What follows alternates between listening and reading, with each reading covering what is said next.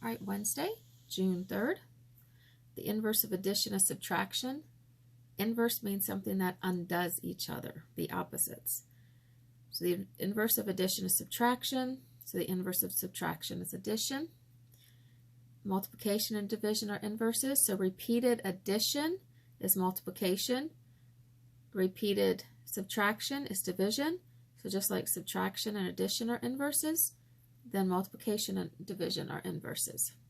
Whatever you do, always keep it balanced. Whatever you do to one side of the equation sign, you do to the other side of the equation sign. So on number 1, we are adding, so we want to get the x by itself. So instead of adding 7, we want to get rid of it, so we're going to do the opposite, so we subtract 7. Whatever you do to one side, you do to the other side, so you subtract 7 over here.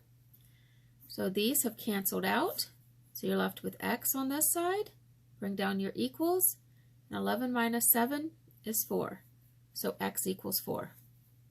Now to check, we have x plus 7 equals 11, so we substitute our 4 for x, plus 7 equals 11. X plus 7 is 11 equals 11, and it's correct.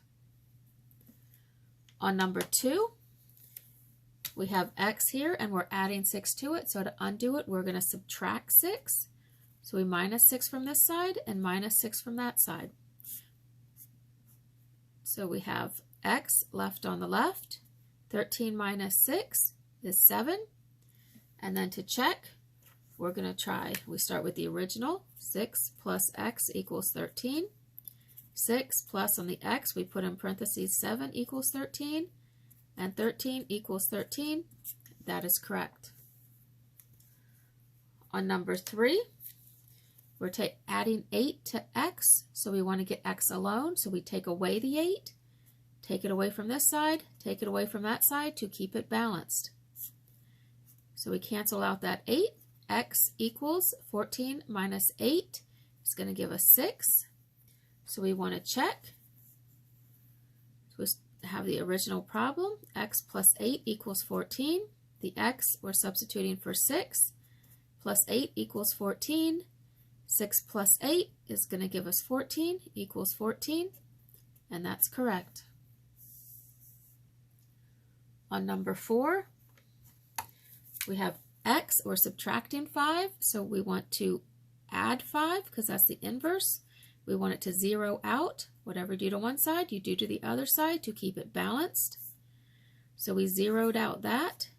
We have x equals 14 plus 5 is 19. So we want to check our work. So we come over here, the original, x minus 5 equals 14. So the x, we're going to substitute 19 minus 5 equals 14. 14 equals 14, and that's correct.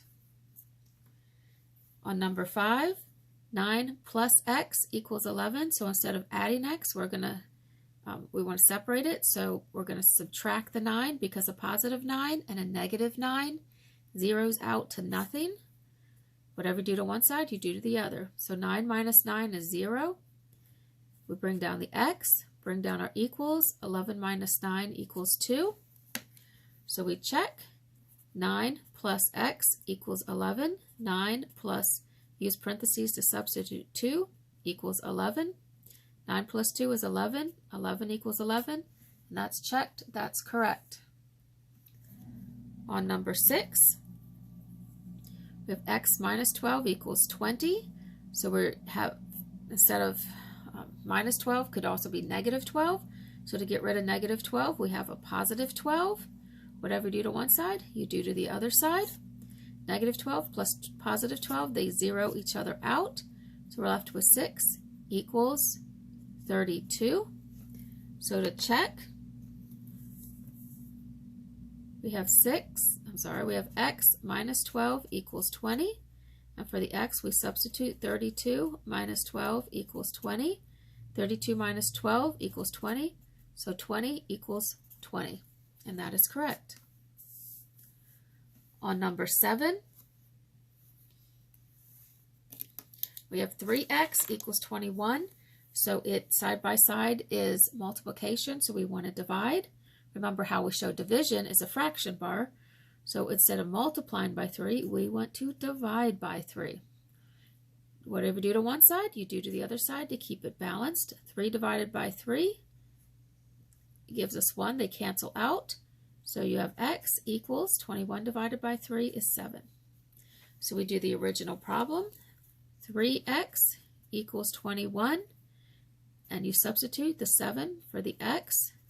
7 times 3 is 21 equals 21, and it's correct.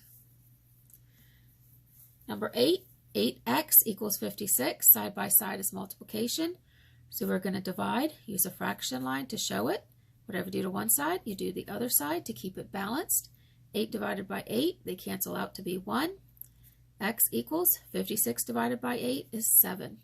So to check our work, we start with the original problem. 8x equals 56. 8 times x is 7, so we substitute 7 equals 56. 8 times 7 is 56, which equals 56, so it is correct. On number 9, side by side is multiplication. So we're going to divide to separate it. They're inverses. Whatever you do to one side, you do to the other side. 9 divided by 9 is 1, so it cancels out. We're left with x equals 81 divided by 9 is 9. To check, we substitute it back in. So we are given the original 9x equals 81. 9, we put in parentheses, make sure our negative signs stay right. 9 times 9, 81 equals 81. On number 10, this is division. So the opposite of division is multiplication. So we're going to divide both sides by 4. Multiply that by 4. Multiply this by 4. 4 on top, 4 on the bottom. Remember, we can cancel them out if they're on the top and bottom. So then we're left with x equals 3 times 4 is 12. So we're going to check. X over 4 equals 3. We substitute the 12 for the x. 12 over 4 equals 3. 12 divided by 4, 3 equals 3.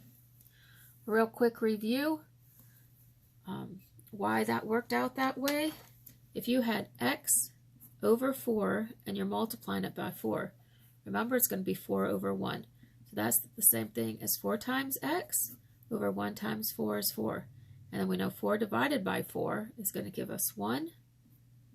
So they can cancel out. If the same number is on top as the bottom, if they are all factors, they can cancel out because they divide each other out to 1. On number 11, you have x over 5 equals 7. So instead of dividing, we're going to multiply. We use parentheses to show our multiplication.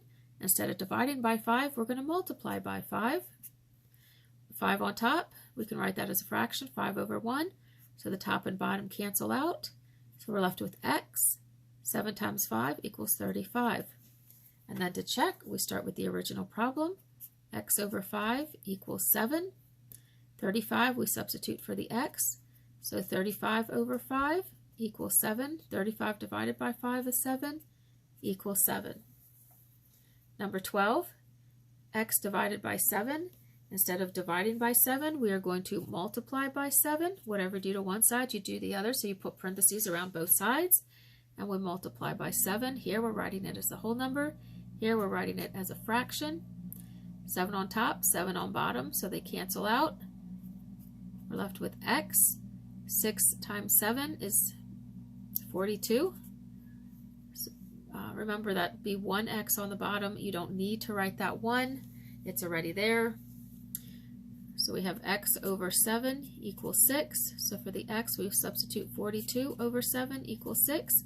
42 divided by 7 is 6, so 6 equals 6, and that's correct.